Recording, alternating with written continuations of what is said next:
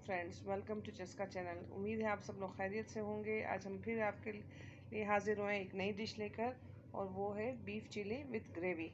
अगर आपको पसंद आए तो आप कमेंट सेक्शन में हमें बताएं कि आपको कैसी लगी। लाइक करें और हमारे चैनल को सब्सक्राइब करें। तो चले हम शुरू करते हैं हमारी बीफ चिली विथ ग्रेवी बनाना। बिस्मिल्लाहिर्रहमानिर्रहीम।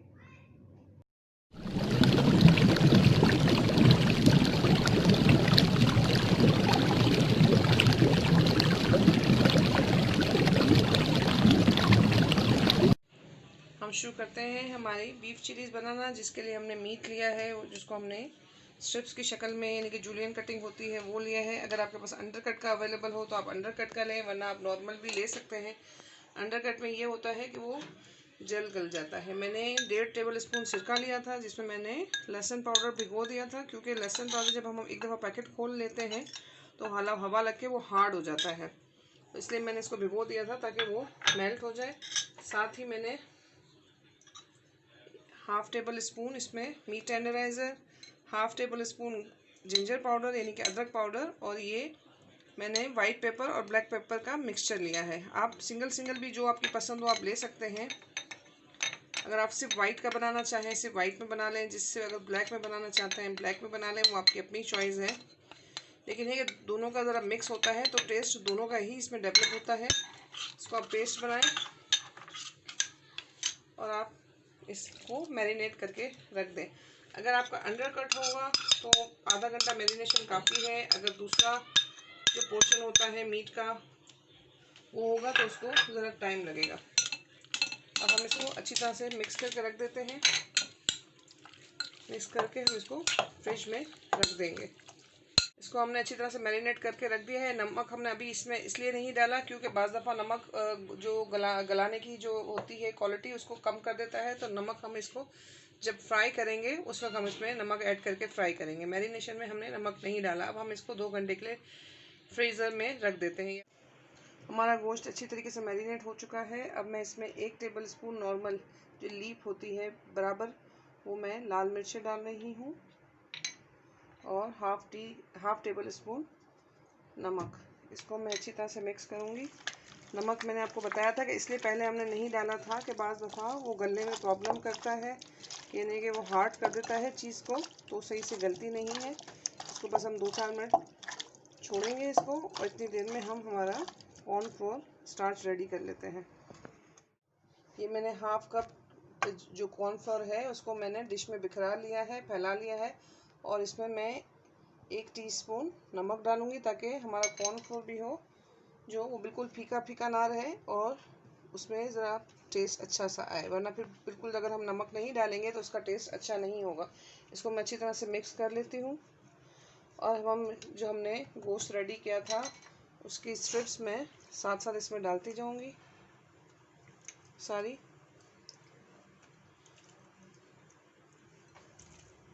मैंने इस तरह से इसमें फैला के इसको अच्छी तरह से डिश से मिक्स कर लूँगी मैं।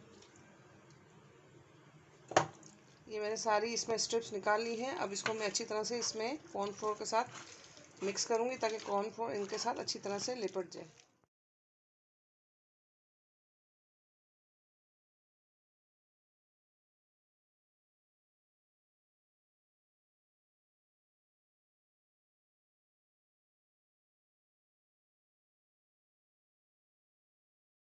कॉर्नफ्लोर को हमने अच्छी तरह से मिक्स कर लिया है गोश्त के साथ। अब हम इसको फ्राई करेंगे। तकरीबन 1 कप के बराबर मैंने इसमें कढ़ाई में मैंने ऑयल लिया है, और अब मैं इसको स्ट्रिप्स को इस तरह से डालती जाऊँगी।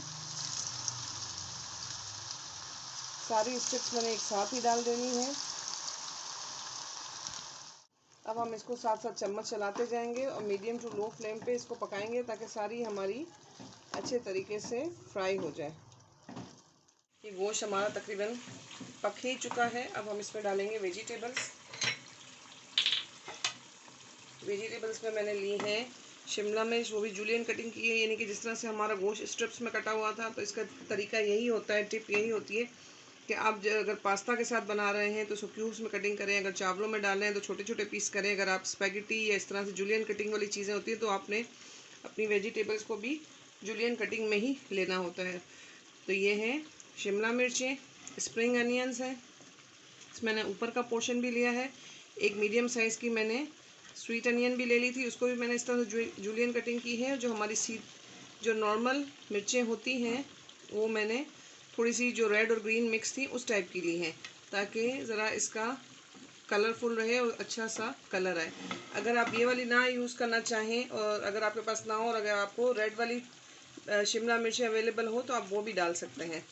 इसको हम फ्राई करने रख देंगे और साथ साथ हम अपनी सॉस की तैयारी भी करते हैं।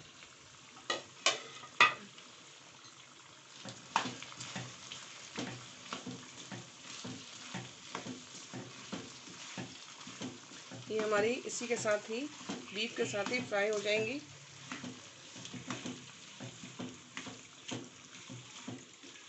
अब हम अपनी सॉस की तैयारी करते हैं। इस बाउल में मैरिनेशन की थी तो उसमें जो हमने सिरका और मिर्च वगैरह डाली थी तो इसमें जो इसका रह गया था सिरका वगैरह, उसको हमने डिस्कार्ड नहीं किया। ये हमें सॉस बनाने में काम आ जाएगा।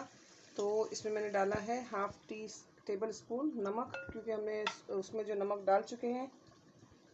अब इसमें हम डालेंगे, मैंने डाली है हबीनेरो सॉस, 1 स्पून में भर के डाल रही हूँ। ये आपके ऊपर है कि आपने कितना इसको माइल्ड रखना है, इसका फ्लेवर ये स्ट्रॉन्ग रखना है, ये आपके ऊपर है। तो आपने उस हिसाब से डालना है। 1 स्पून भर के ऑयस्टर सॉस का,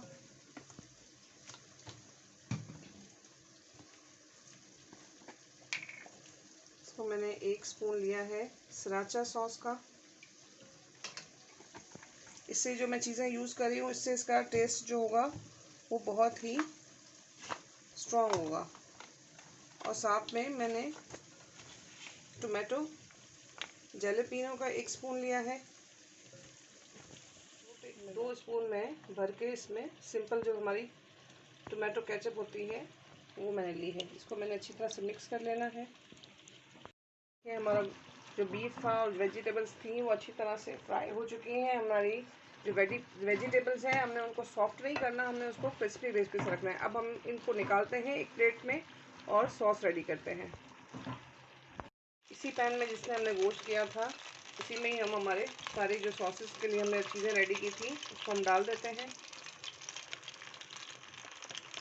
ये हमारा बीफ चिली है ग्रेवी के साथ, जो कॉन्टिनेंटल का स्टाइल होता है, ड्राई नहीं है। ये हमारा थोड़ा सा माइल्ड और ग्रेवी के साथ है।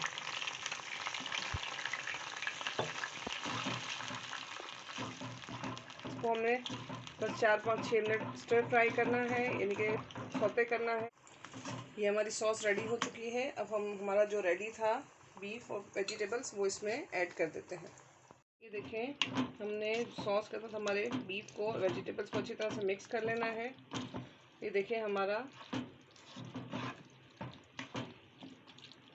Beef chilli with gravy ready हो चुका है। अब हम इसे डिश आउट करते हैं। हमारी beef chilli with gravy ready है, हमने इसको डिश आउट कर लिया है।